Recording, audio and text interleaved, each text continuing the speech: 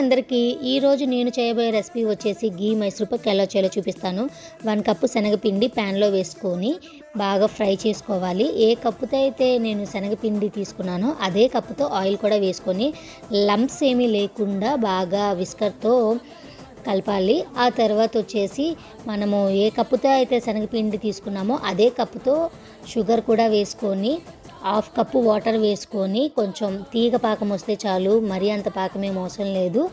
ఏదైతే కలిపి పెట్టుకున్నానో దాన్ని కలిపేసుకొని కొంచెం ఉడుకుతుంది అన్నప్పుడు 1/2 కప్పు గీ కొంచెం కొంచెం వేసుకుంటా కలుపుకొని ఒక గిన్నెలోకి ట్రాన్స్ఫర్ చేసుకోవడమే. అది బాగా చల్లారాక పీసెస్లా కట్ చేసి తీసేసుకోవడమే. చాలా అంటే చాలా సింపుల్గా చేసుకోవచ్చు. ఈ రెసిపీ అనేది ఇన్స్టెంట్గా రెడీ అయిపోతుంది. కేవలం 15 మినిట్స్ కూడా అవ్వదు ఇది చేయడానికి. చాలా సింపుల్గా ఏదైనా స్వీట్ తినాలి అనిపిస్తే ఇది ట్రై చేయొచ్చు.